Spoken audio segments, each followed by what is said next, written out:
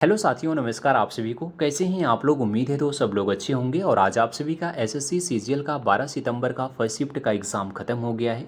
तो दोस्तों, इस वीडियो में हम आपको फर्स्ट शिफ्ट के आधार पर जीके जीएस के सभी क्वेश्चन का प्रैक्टिस कराने वाले हैं।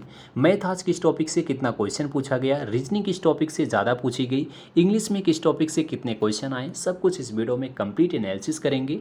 और साथ ही साथ देखेंगे कि आज के पहले दिन का साथी पहले शिफ्ट का लेवल आपका कैसा था। तो दोस्तों, अगर आपका एग्ज़ाम अभी नहीं हुआ है, आने वाले अगले शिफ्टों में है, अगले दिन है, तो एक बार आप लोग इस वीडियो को पूरा देखना। जितने भी क्वेश्चन साथी आपको कराएंगे आने वाले शिफ्टों में डायरेक्ट क्वेश्चन देखने को मिलेगा। और आपको साथी पता होगा कि एसएससी ने जो है क्वेश्चन का एनालिसिस कराना बैन किया हुआ है, इसलिए हम आपको साथी एग्जैक्ट क्वेश्चन नहीं कराएंगे। उस पर बेस्ड जितने भी क्वेश्चन आज पूछे गए थे, उस पर बेस्ड हम आपको सभी जीके जीएस के क्वेश्चन कराएंगे जो आने वाले एग्जाम में आपको देखने को मिलेगा।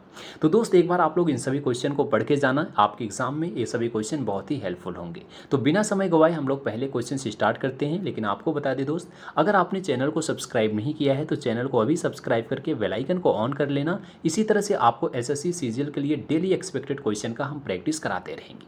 तो आइए हम लोग बिना देरी के स्टार्ट करते हैं पहले क्वेश्चन से।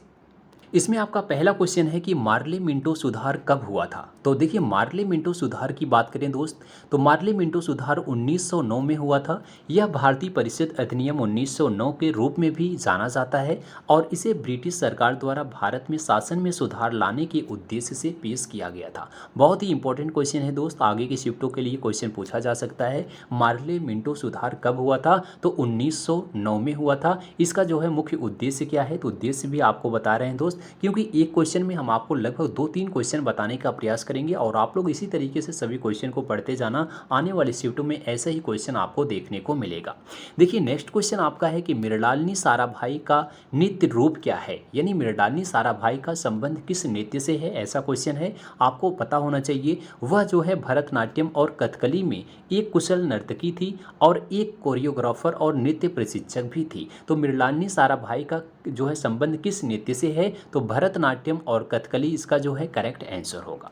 नेक्स्ट क्वेश्चन को देखिएगा, विश्व धरोहर सूची में भारत में कितने स्थल शामिल हैं। अगर हम बात करते हैं विश्व धरोहर सूची में भारत में जो है कुल कितने स्थल शामिल हैं, तो याद रखना भारत में 44 विश्व धरोहर स्थल शामिल है। कितने हैं? 44 हैं। इनमें से जो है 36 जो है सांस्कृतिक है और 7 जो है प्राकृतिक है और एक जो है कंचनजंगा राष्ट्रीय उद्यान है। मिश्रित प्रकार का है जो सांस्कृतिक और प्राकृतिक दोनों गुणों के लिए सूचीबद्ध है। तो इसको याद रखना, विश्व धरोहर सूची में भारत में कुल कितने जो है धरोहर स्थल हैं, तो आपके जो है 44 धरोहर स्थल हैं, इसको याद रखना। नेक्स्ट क्वेश्चन आपका है कि भारत की नागरिकता किस अनुच्छेद में है। आर्टिकल का क्वेश्चन है, भारत की नागरिकता पूछा गया है, किस आर्टिकल में दिया गया है, तो भारतीय संविधान के भाग 2 में अनुच्छेद 5 से 11 तक नागरिकता का वर्णन है। अनुच्छेद 5 जो है संविधान के लागू होने के समय नागरिकता से संबंधित है, जबकि अनुच्छेद 11 की अगर बात करें तो अनुच्छेद 11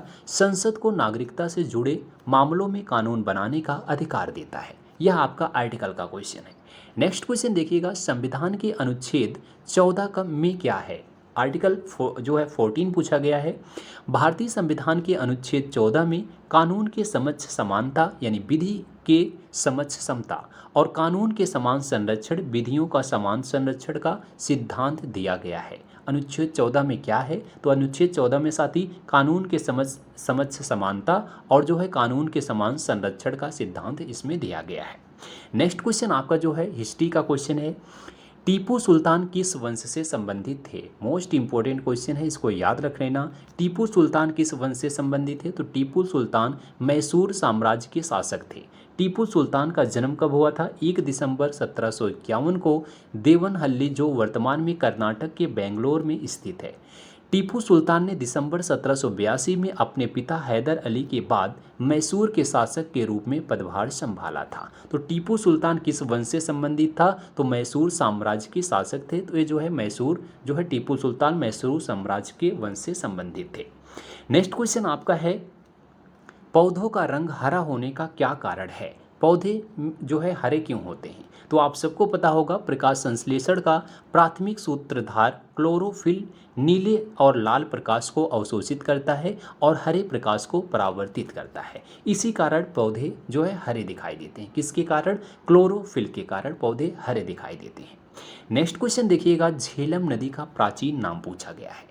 इसको याद रख लेना, झेलम नदी का प्राचीन नाम क्या है। तो याद रखना, झेलम नदी का प्राचीन नाम जो था वो आपका बितस्ता था। बितस्ता नदी और कश्मीरी कश्मीरी नाम व्यंद नंद नंद और उत्तरी भारतीय उपमहाद्वीप में बहने वाली एक नदी है। यह भारत के जम्मू और कश्मीर प्रदेश, पाक अधिकृत कश्मीर और पाकिस्तान के खैबर पख्तूनख्वा व पंजाब प्रांतों में बहती है। यानी सीधा सीधा झेलम नदी का प्राचीन नाम पूछा गया है। इसका प्राचीन नाम क्या है? तो इसका प्राचीन नाम बितस्ता नदी था। तो बितस्ता नदी इसका करेक्ट आंसर होगा।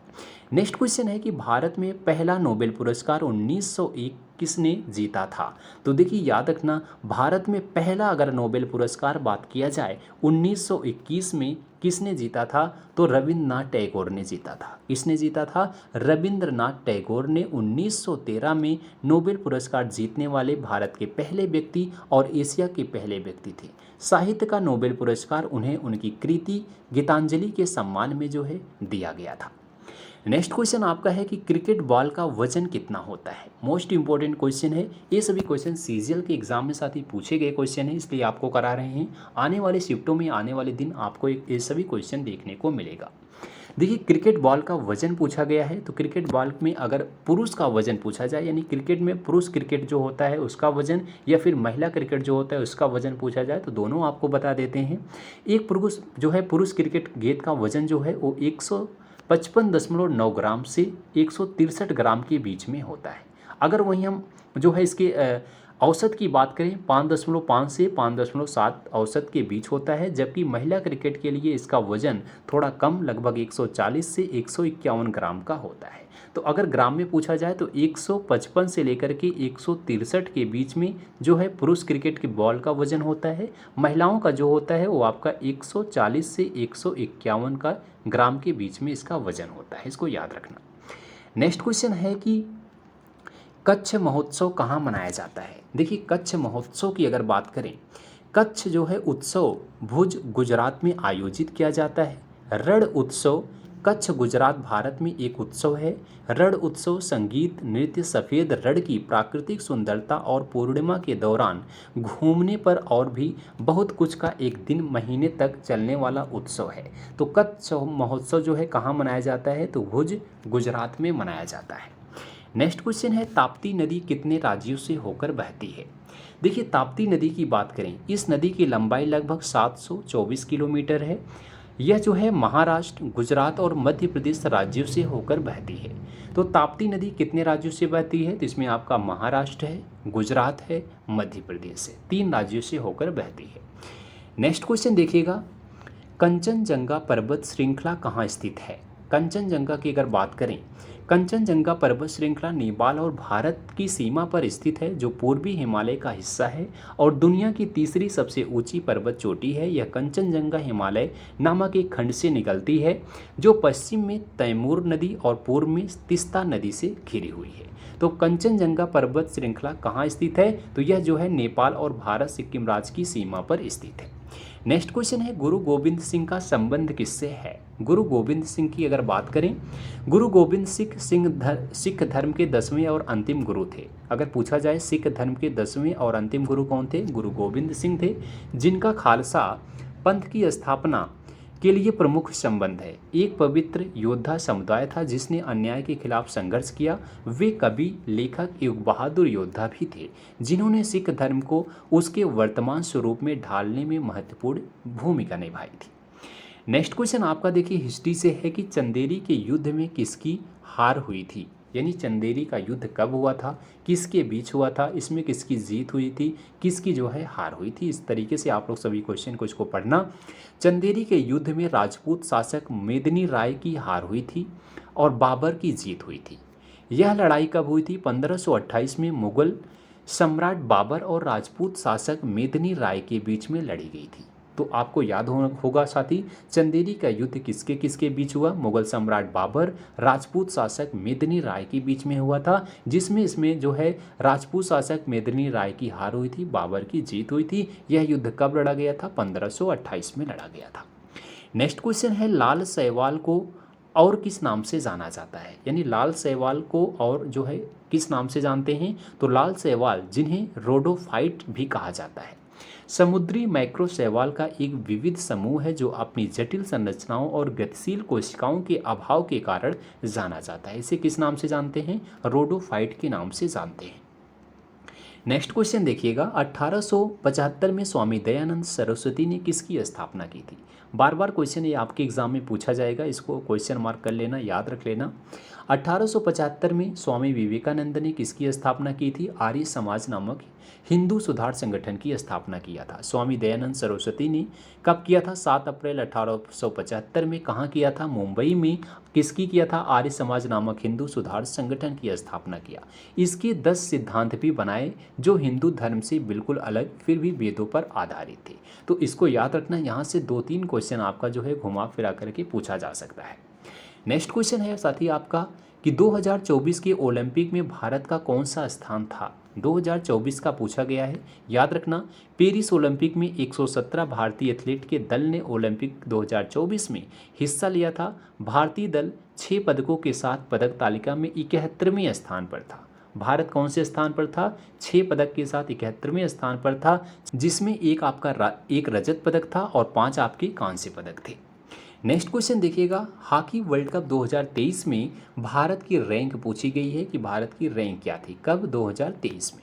भारतीय हॉकी टीम ने राउरकेला के बिरसा मुंडा हॉकी स्टेडियम में दक्षिण अफ्रीका को 5-2 से हरा करके FIH पुरुष हॉकी विश्व कप 2023 में अपने अभियान का विजयी जो है समापन किया। इस जीत के साथ भारत जो है FIH पुरुष हॉकी विश्व कप 2023 में 9वें स्थान पर और दक्षिण अफ्रीका 11वें स्थान पर रहा। यानी हॉकी वर्ल्ड कप 2023 में भारत की रैंक क्या थी? भारत की रैंक जो है 9वीं थी, इसको याद रखिएगा।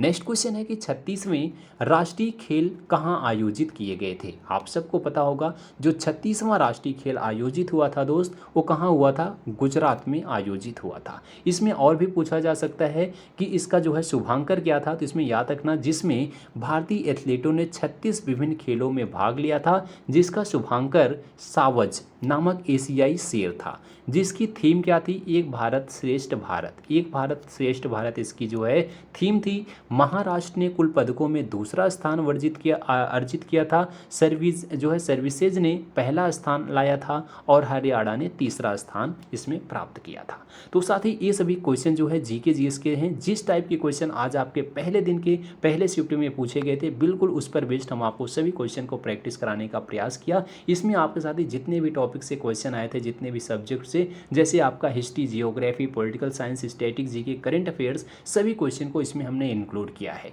आने वाले साथी शिफ्ट में आने वाले दिन ये सभी क्वेश्चन आपके एग्जाम में रिपीट होंगे, इसलिए आप लोग इन सभी क्वेश्चन को पढ़ लीजिएगा। बाकी अगर हम नेक्स्ट बात करते हैं आपके मैथ, रीजनिंग, इंग्लिश की कि कहाँ से आपके कितने क्वेश्चन पूछे गए, तो सबसे पहले हम बात कर लेते हैं मैथ सब्जेक्ट की। तो देखिए मैथ में आपका साथी जो आज क्वेश्चन पूछे गए थे, इसमें आपका जो है नंबर सिस्टम से क्वेश्चन ज़्यादा पूछा गया, परसेंटेज से क्वेश्चन आपका 2-3 क्वेश्चन आए थे, रेशियो प्रोपोर्शन से आपका क्वेश्चन आया था, एवरेज के क्वेश्चन पूछे गए, प्रॉफिट एंड लॉस से क्वेश्चन पूछा गया था, इंटरेस्ट के क्वेश्चन पूछे गए, टाइम एंड वर्क का क्वेश्चन आया, टाइम एंड डिस्टेंस से क्वेश्चन पूछा गया, एल्जिब्रा से क्वेश्चन पूछा गया था। बाकी अगर बात करें ज्योमेट्री के, तो ज्योमेट्री से आपके क्वेश्चन आए थे, ट्रिग्नोमेट्री का क्वेश्चन पूछा गया, मेंसुरेशन से आपके क्वेश्चन पूछे गए। तो इन सभी टॉपिक को आप लोग साथ ही अपने एग्जाम से पहले पढ़ लेना, यहाँ से आप लोग क्वेश्चन का प्रैक्टिस कर लेना, यहाँ से क्वेश्चन पूछा जा रहा है। बाकी अगर हम रीजनिंग की बात करें, रीजनिंग कहाँ से ज़्यादा पूछी गई थी, तो रीजनिंग में आपका जो टॉपिक है एनालॉजी टॉपिक है, यहाँ से क्वेश्चन आया, कोडिंग डिकोडिंग से क्वेश्चन पूछा गया, न्यूमेरिकल सीरीज से क्वेश्चन पूछे गए थे, सिमिलरिटीज़ एंड डिफरेंसेस के क्वेश्चन आए थे, अर्थमेटिकल रीजनिंग का क्वेश्चन पूछा गया था, स्टेटमेंट कंक्लूजन के क्वेश्चन पूछे गए, सीटिंग अरेंजमेंट से क्वेश्चन आया था, वर्ड फॉर्मेशन के क्वेश्चन पूछे गए थे। बाकी फिगर सीरीज से क्वेश्चन आया था, फिगर काउंटिंग के क्वेश्चन आए थे, मिरर इमेज के क्वेश्चन आए थे, पेपर कटिंग एंड फोल्डिंग के क्वेश्चन आए थे। तो रीजनिंग के इन सभी टॉपिक को आप लोग तैयार कर लेना, यहाँ से साथ ही ज़्यादा क्वेश्चन पूछे जा रहे हैं। बाकी अगर हम इंग्लिश सब्जेक्ट की बात करें तो इंग्लिश में आपका जो है रीडिंग कॉम्प्रिहेंशन के क्वेश्चन पूछे जा रहे हैं, क्लोज टेस्ट का क्वेश्चन आया था, सेंटेंस इंप्रूवमेंट के क्वेश्चन पूछे गए, सेंस रीअरेंजमेंट के क्वेश्चन आए थे, स्पॉटिंग एरर के क्वेश्चन पूछे गए थे, फिल इन द ब्लैंक्स के क्वेश्चन आए थे, वॉइस नरेशन आप लोग देख लीजिएगा, बाकी सिनोनिम एंटोनिम्स के क्वेश्चन पूछे गए थे और आपका इडियम फ्रेजेस के क्वेश्चन आए, वन वर्ड सब्स्टिट्यूशन से क्वेश्चन आए, स्पेलिंग एरर के क्वेश्चन पूछे जा रहे हैं। इंग्लिश के आप लोग साथ ही इन सभी टॉपिक को जो है तैयार कर लेना। यहाँ से आपके एग्जाम में आज क्वेश्चन पूछे गए थे, आने वाले शिफ्ट में भी यहाँ से क्वेश्चन पूछा जाएगा।